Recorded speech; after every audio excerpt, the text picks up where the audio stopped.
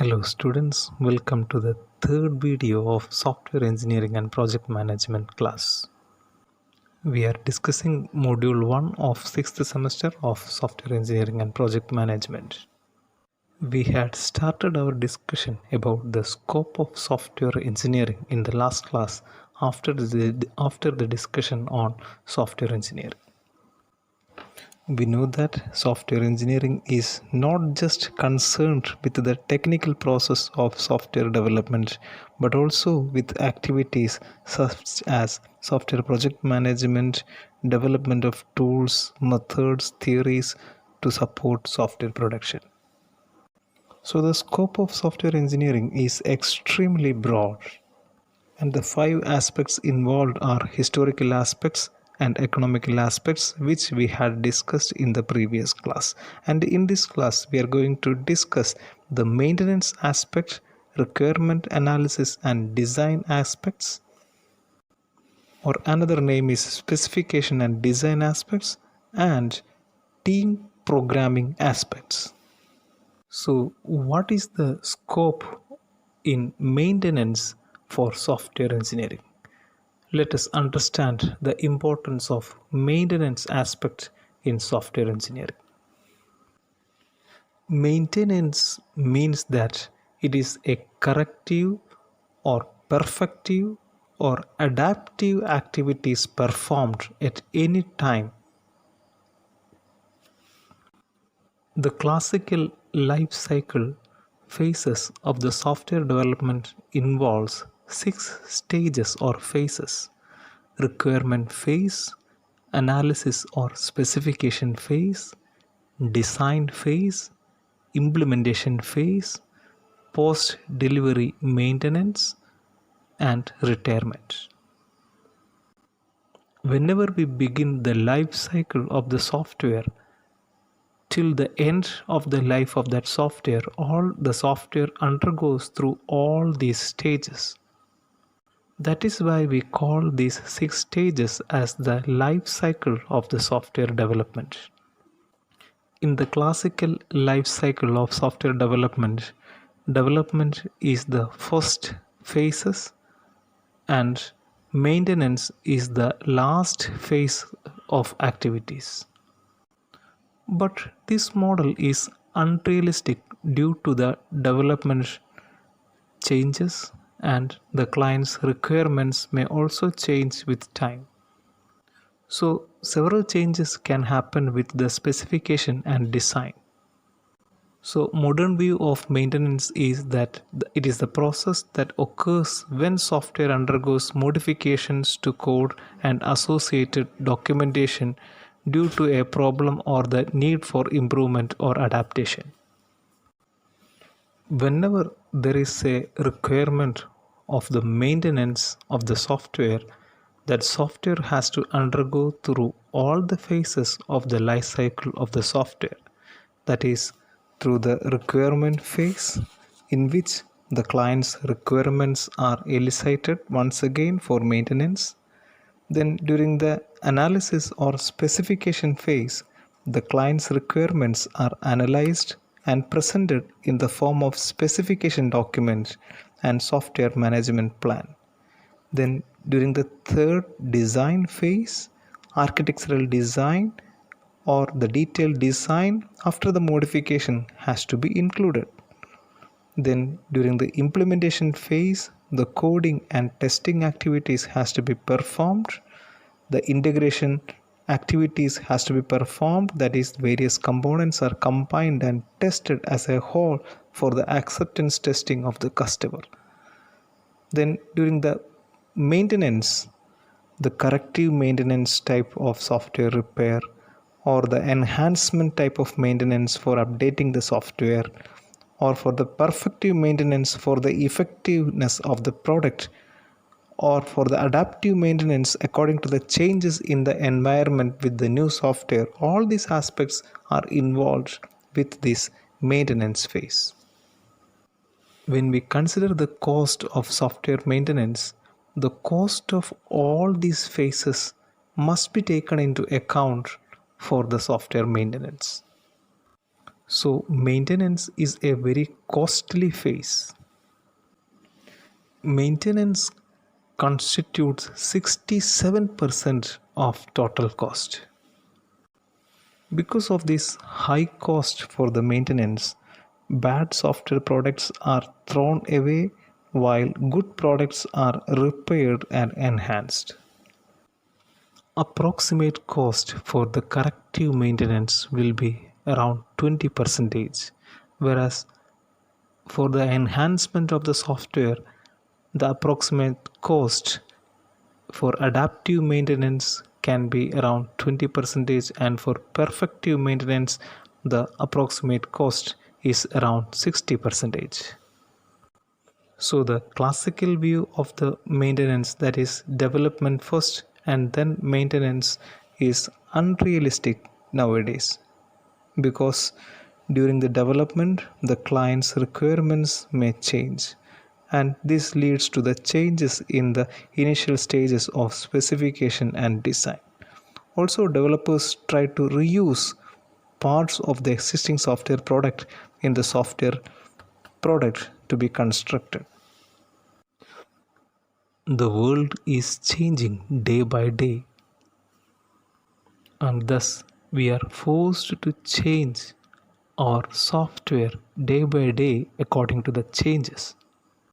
And I personally feel that because of these changes, the software field exists with this much of demand, and there is a tremendous of opportunities for all computer science engineering students to accommodate various kinds of changes in this software field.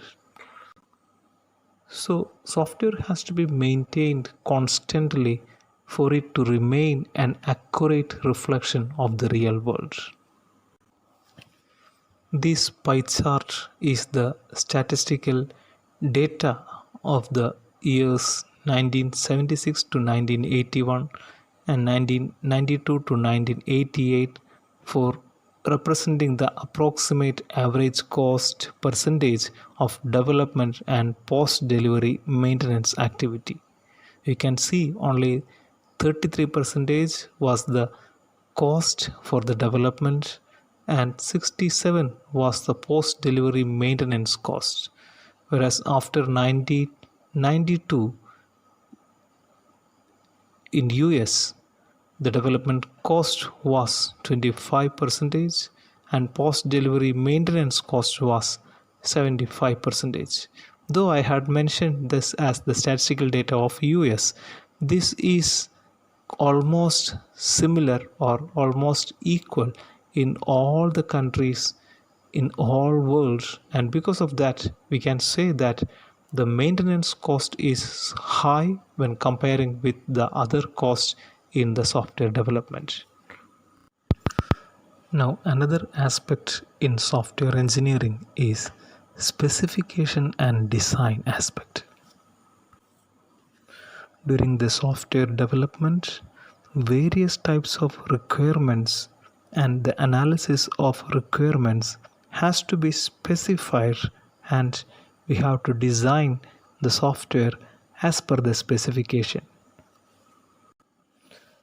Since all these activities are done by humans, there can be errors because of the initial stage of the software development. The earlier we correct a fault, it is better, because the cost of correcting a fault increases steeply with time.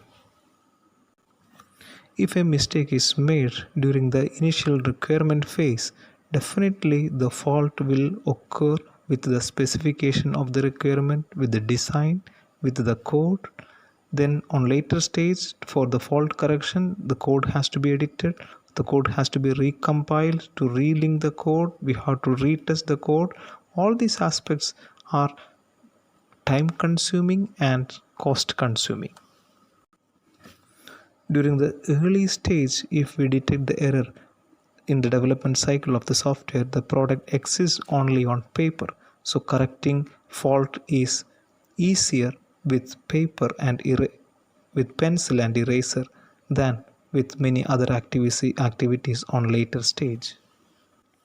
Normally in software development cycle, 60 to 70 percentage of all faults are in design and specification stages. So it is important to improve techniques for specification and design. This graph represents the relationship between the relative cost to fix a fault with the different phases in which various faults are detected and corrected. The different stages are written on x-axis as requirements and specification, design, implementation, integration, acceptance test, and maintenance. On y-axis, relative cost to fix faults on which these different stages are given. From that sloped line, we can understand that the earlier we correct a fault, the better the quality of the product. Or earlier we correct a fault, the relative cost to fix that fault will be less. Normally, analysis and design faults constitute such a large portion of all faults in the software development. During your final year project work, one semester, that is 7th semester, is exclusively for the initial stage of software development, that is for the requirement study, for the various types of existing projects survey study, to understand various design and algorithm. That is for the analysis and design, we are spending one full semester in the final year project activities.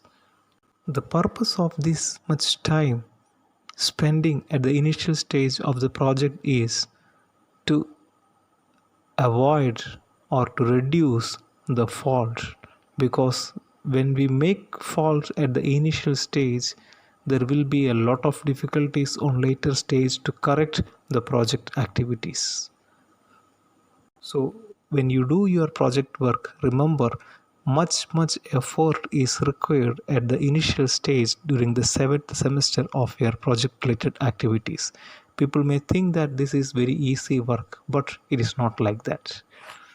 But people normally realize these things on later stage. In software engineering, team programming aspect is very important. Team programming aspects includes human aspects such as team organization, economic aspects, and legal aspects. Team programming aspect becomes more relevant when we work with a large set of people or when we develop a large software. Because team development leads to interface problems among code components and communication problems among team members. Unless the team is properly organized, an inordinate amount of time can be wasted in conferences between team members. Since a considerable proportion of today's software is being developed and maintained by teams, the scope of software engineering must be include techniques for a properly organizing and managing teams. Suppose a software product is developed with one programmer with 12 months, that is with 1 year. Generally, suppose if we are using 4 programmers, we expect that the same product development can be finished in 3 months, but normally it would take with a group of 4 programmers more than 3 months. There are various aspects to discuss with team organizations. We will discuss such kind of things on later stage when we discuss in detail about this kind of team organization aspects. But there are various advantages and disadvantages with these kinds of teams organization. Normally, different members have different responsibilities like requirement gathering, design, coding, implementing, testing, maintenance, etc.